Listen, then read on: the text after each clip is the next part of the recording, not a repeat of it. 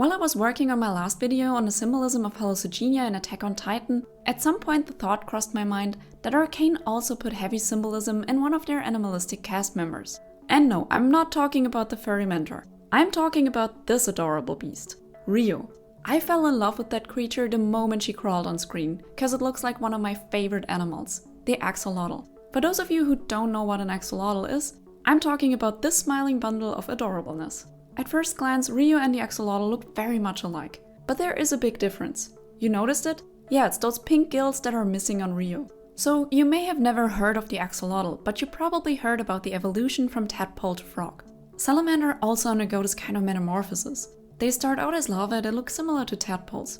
These larvae develop into a juvenile state with protruding gills. They need these gills to live underwater.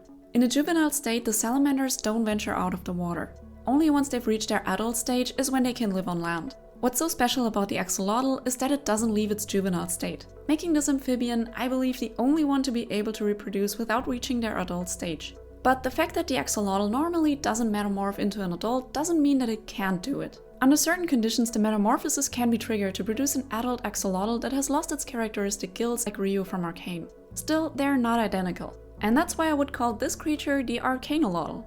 Amphibians have very thin and delicate skin. This makes them vulnerable to water pollution. Lots of healthy amphibians in the water are a good sign for water quality.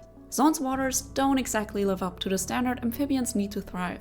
And I think that could be the reason why Rio was portrayed in this adult stage that looks like it was driven out of the water. Singed calls it a rare mutation that he cultivated, so this might be the last Arcaneolotl that survived because something triggered its metamorphosis. Maybe even Singed himself. Only by leaving the water was Rio able to survive this long, playing into Arcane's theme of progress by sacrifice. The cave in which we meet Rio also resembles the habitat of an axolotl.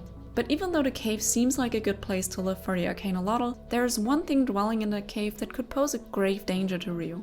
And no, it's not Singed. What looks like purple glowing flowers is actually a fungus, I think. For one, they seem to prefer growing in the dark, since fewer of them grow in the light and much more in the darker areas of the cave. Normally, plants would seek a place in the sun because they need sunlight for photosynthesis. A process plants need to produce the sugar glucose that is necessary for plant growth, to put it simply. That's why I believe the fungus theory to be more likely. Also, there are no naturally bioluminescent plants, yet there is bioluminescent fungi. Granted, I have yet to come upon one that's purple. Most of them glow in an eerie green, but at least there are fungi that are able to naturally glow in the dark thanks to a process similar to what's happening in a firefly's butt. And then there's also the conal shape of the shimmer source that actually reminded me of fungi right away. What drove this thought home was when Victor stepped on them. Here you see spores coming out together with a moldy looking dust. I don't know, this just looked so much more like fungal spores than pollen to me. Okay, so now that I rambled on and on about fungi, you may have started to wonder, what the hell does this have to do with an axolotl? Well, fungi are a frightening foe for amphibians. I mean, aside from humans, but what species can't make that claim? As I already mentioned, the skin of amphibians is very delicate. That doesn't only make them vulnerable to pollution, but also to infections by the amphibian chytrid fungus. If left untreated, an infection with this fungus ends deadly for the unlucky amphibian. And that's the connection to Rio. Rio gets fed with these fungi, and to me it looked like that's what's poisoning her.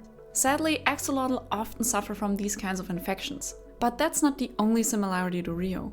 Their ability to regenerate is unprecedented when it comes to vertebrates.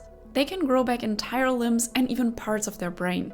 That's why axolotl have been the subject of research for quite some time. Research that could help save human lives in the future, but also research that is quite literally progress by sacrifice. And I think there is the parallel to Singed's experiments. In a previous video, I hypothesized that he wants to bring his daughter back from the dead or preserve her life in some other way. In my personal opinion, there is no more perfect choice for him than an animal that can regenerate and undergo metamorphosis. I know it's not confirmed yet that the Arcaneolotl is actually capable of any of that, but I could imagine that using an axolotl as inspiration for its creature design was no coincidence. Let me know what you think about this in the comments, and I'd love to hear your thoughts on Rio in general. I hope you enjoyed this video. If you did, please let me know by giving this video a thumbs up and maybe even subscribing to the channel. And thank you so much for watching. Anyway, farewell.